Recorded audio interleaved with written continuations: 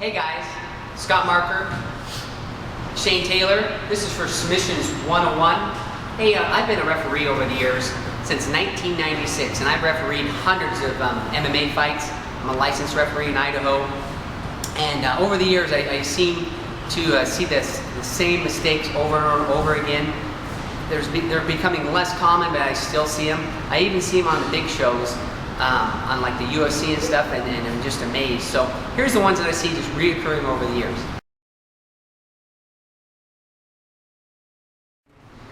First mistake I see is, I'll go turn this way, the guy will be postures up on the guy, and again, we have shirts on and pants, so it's even easier to maintain your balance because you got some grip. But when you're sweaty, it's a lot tougher. So I see guys posture up and then just throw crazy punches, just posturing clear up, and then the guy, if he's not exhausted, he just bucks the guy right off, boom, and he comes up, barreling up on top of him, and starts pounding on him.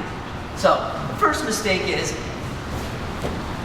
just posturing straight up. If you're gonna posture straight up like that, now there's always exceptions to anything I show you, but overall, I just see that over and over again. If you're gonna posture up like that, you need to somehow destroy his neck alignment, punch him a few times, like, go ahead, buck.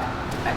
And not that he can't buck, it just makes it a lot tougher to buck, bring you posturing straight up. So put some pressure on his chin and his face, and you know, if you're gonna hit him a few times and maybe go back down again. So there's the first biggest mistake. The second biggest mistake is my opponent here. His mistake is, a good example is I'm on top pounding the guy, and the guy on the bottom has his feet way out here like this, and I'll go ahead and bridge, Shane. Bridge, right? To bridge effectively, you gotta have your feet close to your butt.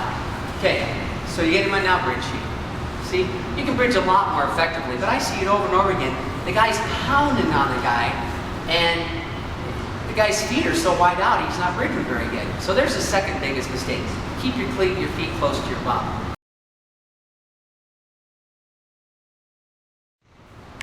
A lot of times, guys will be on their back and will be punching to soften up, and they're going to go for a rear naked choke. But I see a lot of times, guys are trying to go for the full rear naked choke. And again, with gloves on, it's very difficult. So, what you need to do is, and none of these are perfect, but these are just some observations, is if you're hitting the guy, right, you just lift up his head, and your goal is to get it as deep as you can get it. Now, he still grabs onto you, right? But now, you've got it that far, now you can just come and pull up this way, and you can still make a guy tap, right? Either way, grabbing's fine.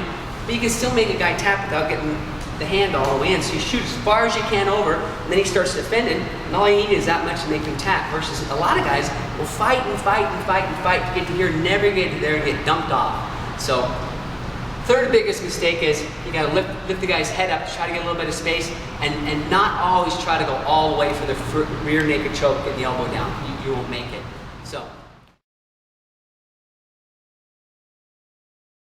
Fourth biggest mistake is, I have a whole other video on this, is, again, we have clothes on, it's a lot more difficult pulling off a successful leg lock when you're sweating like crazy, but guys will fall straight back for a leg lock, and they're sweating, and they look straight at the guy. He throws that foot up, comes barreling up, and comes pounding on him. Go back, and I see that over and over again. So, if possible, if you're going to do a leg lock, you need to go off on a 90-degree angle. Fall back at 90, and don't look at him. Look at the mat, right? And you know, this is a bonus here if you get this foot in like this, because then it stops him when he escapes spinning. But now you're right to here, you're looking at the mat.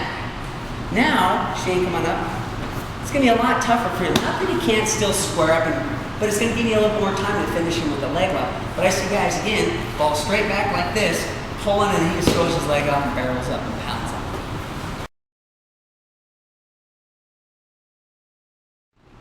The arm-in triangle. Now I'm putting the guard on first to show this.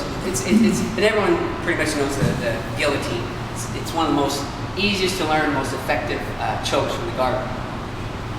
You grab like this, and you know, no arm in is the best way. But a lot of guys get one arm in, and the mistake they make is they're pulling straight on like this, and they're actually pulling most of their pressure not against his throat here, Shane's throat, but against his armpit. So they'll sit here and pull and pull. As a referee, I'm sitting there thinking, he's not going to make him tap. And they'll hold it for a minute, And then, you know, a lot of times if they're not doing anything else, I'm gonna stand them up or something. So they get totally exhausted. So if you're gonna do the guillotine, you need to really come off to the side, the guy in like a side guard here. Now, when I pull, he's just tapping. Versus, again, straight on, pulling right against his armpit, you know, not that you can't do it occasionally, just a lot tougher. So shifting off to a side guard will make an arm-in triangle work a lot better. And recently I've seen somebody yell their answer to the mistake here is in the ring, in the cage. But they grab the shin here, and that's their priority, is grabbing the shin and trying to lock the triangle in. That isn't the priority, because the number one escape for him is to posture up and then start throwing bombs. And I see that all the time. The guy will sit here just trying to get that in. The number one priority, and I have a saying, a crappy triangle will work if you grab the head. My triangles aren't that good. So, and in the ring, if you grab the head, right, now it's tougher for him to posture up. Now, I don't even have to have this all the way in, and I can make him tap. If I get this all the way in, he's going to be in deep trouble.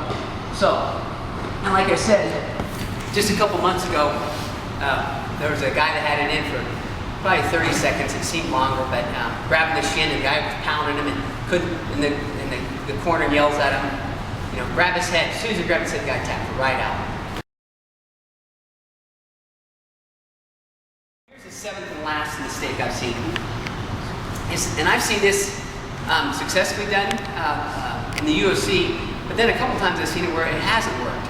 And the reason it doesn't work sometimes is because on the arm triangle here, from the cross side, you don't want to lay parallel. And I see people lay parallel. And can you make a guy tap? Yes, but not as effectively. So he's laying here and it's all arm pressure. You have to go to a 90-degree angle. As soon as you go to a 90-degree angle, it just tightens it significantly up. So if you get a guy in an arm triangle here, right, you gotta hold on tight and then walk out to a 90-degree. So go ahead and try that with a partner sometime. Get him an arm triangle, lay parallel, feel the pressure. As soon as you go to a 90-degree angle, he's gonna be tapped. So that's kind of the 7 reoccurring mistakes I've seen over the years. Again, I still see them at all levels, and I think if you're a trainer, you should take a look and just make sure your fighter's not making those, because as a referee, it's frustrating when I see the same mistakes over and over again. And if you know how to get the basics like that, you just increase your chances of winning a fight. Thanks a lot again for Submissions 101. Scott Marker, thanks.